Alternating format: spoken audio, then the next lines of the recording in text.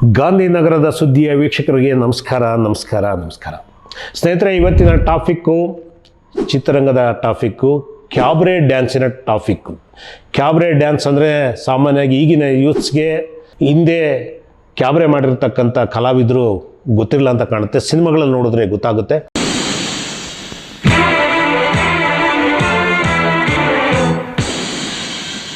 ಒಂದು ಸಿನಿಮಾ ಯಾವ್ದಾರ ಮಾಡ್ತಾ ಇದ್ದಾರೆ, ಯಾವ್ದಾರ ಸ್ಟಾರ್ ಆಗಿರ್ಬೋದು, ಆ ಸಿನಿಮಾಗಳಲ್ಲಿ ಒಂದು ಕ್ಯಾಬ್ರೆ ಡ್ಯಾನ್ಸ್ ಇದ್ದೇ ಇರೋದು. ಡಿಸ್ಕೋ ಶಾಂತಿ, ಅನುರಾಧ, ಇವ್ರದೊಂದು ಸಾಂಗ್ ಇದ್ದೇ ಇರೋದು. ಆ ಸಿನಿಮಾಗಳಲ್ಲಿ ನಾಯಕಿಯರು ಈ ಥರ ಕಾಸ್ಟ್ಯೂಮ್ಸ್ ಹಾಕ್ತಾ ಇರಲಿಲ್ಲ. ಕ್ಯಾಬ್ರೆ ಡ್ಯಾನ್ಸ್ ಥರ ಕಾಸ್ಟ್ಯೂಮ್ಗಳು, ಅರ್ಧಂಬರ್ಧ ಕಾಸ್ಟ್ಯೂಮ್ಸ್ ಹಾಕೋದು. ಅದು ಕ್ಯಾಬ್ರೆಗೋಸ್ಕರನೇ ಒಂದು ವಿಲನ್ ಸೆಟಪ್ಸು.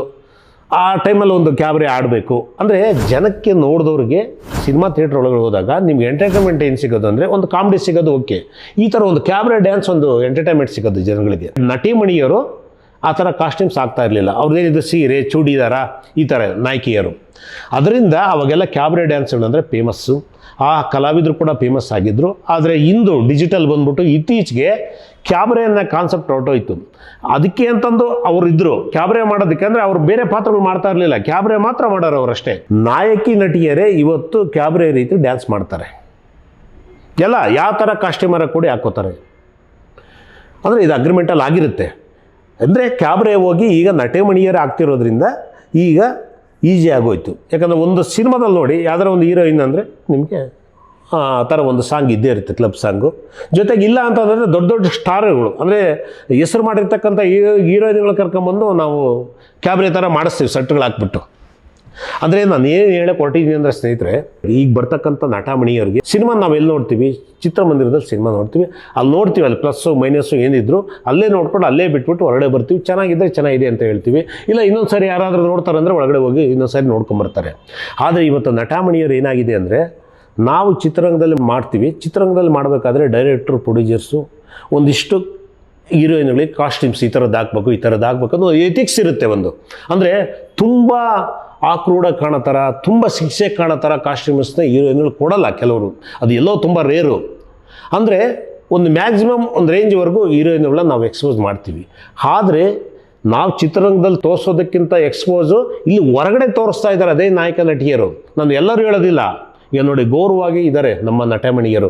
ಯಾರು ರಚಿತಾ ರಾಮ್ ಅವರಾಗಿರ್ಬೋದು, ರಮ್ಮಿ ಅವರಾಗಿರ್ಬೋದು, ಈ ಥರ ಅನೇಕ ಶ್ರುತಿಯವರು ಈಗ ಅನೇಕ ಸಮಾರಂಭಗಳಿಗೆ ತುಂಬ ಗೌರವವಾಗಿ ಚೂಡಿದಾರು, ಸೀರೆ ಉಟ್ಕೊಂಡು ಈಗ ಬರ್ತಾರೆ. ಆದರೆ ಈಗ ಬರ್ತಕ್ಕಂಥ ನಟಮಣಿಯವರು ಹೇಗೆ ಬರ್ತಾರೆ ಅಂದರೆ, ನೀವು ಒಳಗಡೆ ಹಾಕಿರ್ತಕ್ಕಂಥ ಅಂಡರ್ವೇರ್ ಕಾಣುತ್ತೆ, ಎದೆ ಭಾಗ ಕಾಣುತ್ತೆ ಅರ್ಧಂಬರ್ಧ. ಏನು ಒಂದು 80% ಮೈ ಮೇಲೆ ಬಟ್ಟೆನೇ ಇರೋದಿಲ್ಲ, 20% ಮಾತ್ರ ಅದು ನಾಮಕೋಸ್ಕರಕ್ಕೆ ಹಾಕ್ಕೊಂಬರ್ತಾರೆ. ನಾನು ಒಬ್ಬ ಸಿನಿಮಾದವನಾಗಿ ಯಾಕೆ ಮಾತಾಡ್ತಾ ಇದ್ದೀನಿ ಅಂದರೆ, ವಿಚಾರವಾಗಿ ನಾವು ಸಮಾಜಕ್ಕೆ ಏನು ಸಂದೇಶ ಕೊಡೋಕೆ ಹೊರಟಿದ್ದೀವಿ. ಅದು ಸಿನಿಮಾ ಥಿಯೇಟ್ರ್ ಒಳಗಡೆ ಅಷ್ಟೇ ಇರಬೇಕು, ಅದು ಹೊರಗಡೆ ಇರಬಾರ್ದು. ನೀವು ಹೊರಗಡೆ ಬಂದು ಈ ಥರ ಅರ್ಧಂಬರ್ಧ ಬಟ್ಟೆ ಹಾಕ್ಕೊಂಬಿಟ್ಟು ಒಂದು ಸಿನಿಮಾ ಪ್ರೆಸ್ ಮೀಟ್ಗಳಿಗೆ, ಒಂದು ಸಭೆ ಸಮಾರಂಭಗಳಿಗೆ ಅರ್ಧಂಬರ್ಧ ಬಟ್ಟೆ ಹಾಕ್ಕೊಂಡು ನೀವು ಹೋದರೆ ಏನು ಸಂದೇಶ ಕೊಡ್ತೀರಾ? ಏನು ಸಂಸ್ಕೃತಿ ಉಳಿಸ್ತೀರಾ? ಸಂಸ್ಕೃತಿಯಲ್ಲಿದೆ, ಸಂಸ್ಕಾರ ಎಲ್ಲಿರುತ್ತೆ? ನಾನೇನು ಹೇಳ್ತೇನೆ ನೋಡಿ, ಒಂದು ಗಂಡು ಹೆಣ್ಣು ಒಂದು ಮದುವೆ ಮಾಡ್ಕೋತಾರೆ. ಮದುವೆ ಮಾಡ್ಕೊಂಡ ಮೇಲೆ ಅವ್ರಿಗೆ ಒಂದು ಸಪ್ರೇಟ್ ಒಂದು ಕೊಠಡಿ ಇರುತ್ತೆ. ಆ ಕೊಠಡಿಯಲ್ಲಿ ಅವ್ರಿಗೆ ಏನು ಬೇಕೋ ಲೈಂಗಿಕ ಕ್ರಿಯೆ ಮಾಡ್ಕೋತಾರೆ. ಆ ಲೈಂಗಿಕ ಕ್ರಿಯೆ ಮಾಡಿದ್ದನ್ನು ಗಂಡ ಹೆಂಡತಿ ಬಂದ್ಬಿಟ್ಟು ಹೊರಗಡೆ ಎಲ್ಲ ಟಮ್ ಹೊಡಿತಾರ? ಇಲ್ಲ ತಾನೇ. ಅದು ಕೊಠಡಿ ಒಳಗಡೆ ಇರುತ್ತೆ. ಅದು ಅವ್ರ ಗಂಡ ಮತ್ತು ಹೆಂಡತಿಗೆ ಮಾತ್ರ ಗೊತ್ತಿರುತ್ತೆ ಅಷ್ಟೇ. ಅದು ಅಲ್ಲಿಗೆ ಸೀಮಿತವಾಗಿರುತ್ತದು. ಹೊರಗಡೆ ಬಂದಾಗ, ರೂಮಿಂದ ಹೊರಗಡೆ ಬಂದಾಗ ಅದಷ್ಟೇ ಮರೆತು ಬಿಡ್ತಾರೆ. ಹಾಗೆಯೇ ನಮ್ಮ ಚಿತ್ರರಂಗದಲ್ಲಿ ನಾವೇನು ಸಿನಿಮಾದಲ್ಲಿ ತೋರಿಸಿತ್ತು ಅಷ್ಟೇ, ಹೊರಗಡೆ ಬಂದಾಗ ಅಷ್ಟೇ ಅದು ತಲೆಯಲ್ಲಿ. ಆದರೆ ಇಲ್ಲಿ ಏನಾಗಿದೆ ಅಂದರೆ, ಈಗಿನ ನಟಮಣಿಯರು ಆ ಸಿನಿಮಾದಲ್ಲೂ ಕೂಡ ಹಾಕಿರಲ್ಲ. ಆ ಥರ ಬಟ್ಟೆಗಳಲ್ಲಿ ಹಾಕೊಂಬಂದ್ಬಿಟ್ಟು ನೀವು ರೋಡಾಡೆಲ್ಲ ಏನು ಸಮಾರಂಭಗಳಲ್ಲಿ, ಪ್ರೆಸ್ ಮೀಟ್ಗಳಲ್ಲಿ ಹಿಂಗೆ ಓಡಾಡ್ತಾ ಇದ್ದರೆ ಸಿನಿಮಾ ನೋಡೋಕೆ ಯಾರು ಬರ್ತಾರೆ? ಸೋಷಿಯಲ್ ಮೀಡಿಯಾದಲ್ಲಿ ಅನೇಕ ವಿಧ ಬಿಡಿ ಇಂಥ ಕಂಟೆಂಟು ಸೋಷಿಯಲ್ ಮೀಡಿಯಾಗೆ ಬೇಕಾಗಿದೆ. ಅವರು ಹಾಕಿ ನಿಮ್ಮನ್ನು ತೋರಿಸ್ತಾ ಇರ್ತಾರೆ. ನಿಮ್ಗೆ ಅದು ಖುಷಿ ತೋರಿಸೋದು. ಅಂದರೆ ನಾನು ಸ್ಟಾರ್ ಆಗಿಬಿಟ್ಟೆ ಅಂತ. ಯಾರು ಸ್ಟಾರ್ ಆಗೋದಿಲ್ಲ ಆ ಥರ ಬಟ್ಟೆ ಹಾಕೊಂಬಂದು ತೋರಿಸಿದ ತಕ್ಷಣ. ಇನ್ನು ಡಿಗ್ರೇಡ್ ಆಗುತ್ತೆ. ಏನು ಸಂದೇಶ ಕೊಡ್ತೀವಿ ನಾವು ಸಮಾಜಕ್ಕೆ? ಒಳ್ಳೆ ನಾನು ಹೇಳೋದು ನಿರ್ದೇಶಕರು ಮತ್ತು ನಿರ್ಮಾಪಕರಿಗೆ, ದಯವಿಟ್ಟು ಇನ್ನು ಮುಂದೆ ಪ್ರೆಸ್ ಮೀಟ್ಗಳಿಗೆ ಏನಾದರೂ ಬಂದರೆ ಆ ಹೀರೋಯಿನ್ಗಳಿಗೆ ಹೇಳಿ, ಸಭ್ಯತೆಯಾಗಿ ಒಂದು ಉಡುಗೆ ತೊಡ್ಕೊಂಬರಕ್ಕೆ ಹೇಳಿ. ಯಾಕಂದ್ರೆ ನಾವು ಇಲ್ಲಿನೂ ಅದೇ ತೋರಿಸಿ, ಸಿನಿಮಾ ರಂಗದ ಅದೇ ತೋರಿಸಿದ್ರೆ ಏನು ವ್ಯತ್ಯಾಸ? ಬಂಡವಾಳ ಹಾಕಿರೋ ನಿರ್ಮಾಪಕನ ಪರಿಸ್ಥಿತಿ ಏನಾಗಬೇಕು? ಇಲ್ಲಿ ಹೊರಗಡೆ ಬಂದು ತೋರಿಸಿದ್ರೆ ಒಳಗಡೆ ಬಂದು ಏನು ನೋಡ್ತಾರೆ ಜನ? ಸಿನಿಮಾ ಹೇಗೆ ನೋಡ್ತಾರೆ?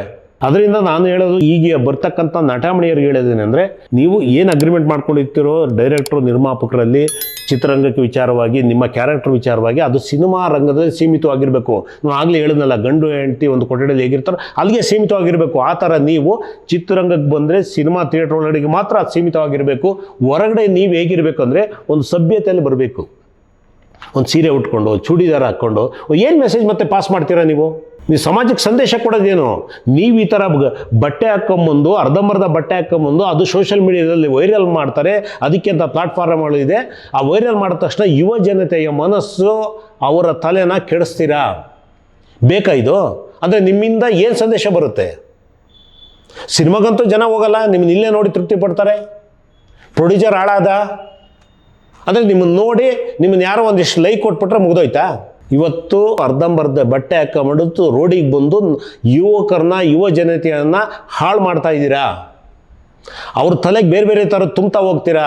ನೋಡಿ, ಆ ಮೆಜೆಸ್ಟಿಕ್ ಫ್ಲೇವರಲ್ಲಿ ಕೆಲವು ವೈಶ್ಯರು ನಿಂತಿರ್ತಾರೆ. ಅವ್ರು ಹೇಗಿರ್ತಾರೆ ಗೊತ್ತಾ ನಿಮಗೆ? ನೋಡಿದ್ದೀರಾ? ಹೋಗಿ ನೋಡ್ಕೊಂಬನ್ನಿ ಒಂದು ಸರಿ. ಅವ್ರು ವೈಶ್ಯರಾದರು. ಯಾಕೆ ವೈಶ್ಯರಾಗ್ತಾರೆ? ಅವ್ರ ಪಾಡು, ಅವ್ರ ಜೀವನ, ಅದು ನಾವು ಅವ್ರ ವೈಯಕ್ತಿಕ ವಿಚಾರ ನಾವು ಕೆದಕಕ್ಕೆ ಹೋಗೋದಿಲ್ಲ. ಆದರೆ ಅವ್ರು ಹೇಗಿರ್ತಾರೆ ಗೊತ್ತಾ?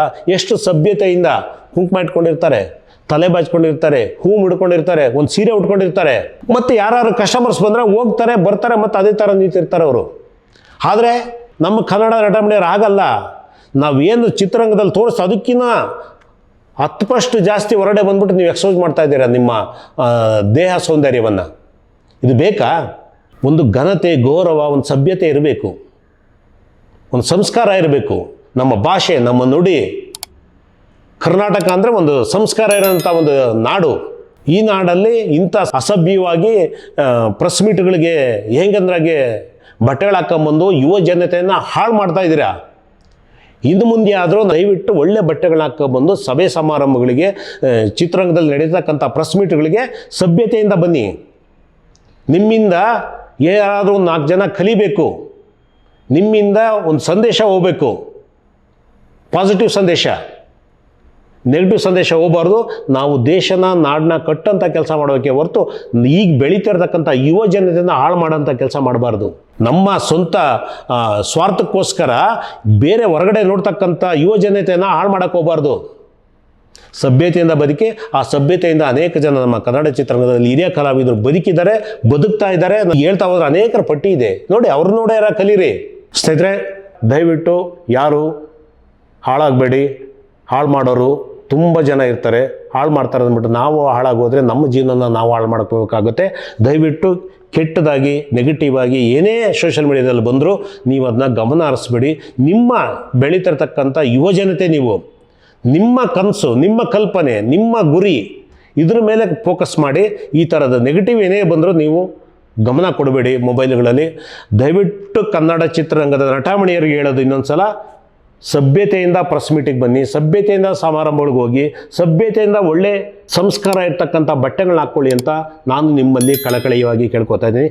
ನಮಸ್ಕಾರ.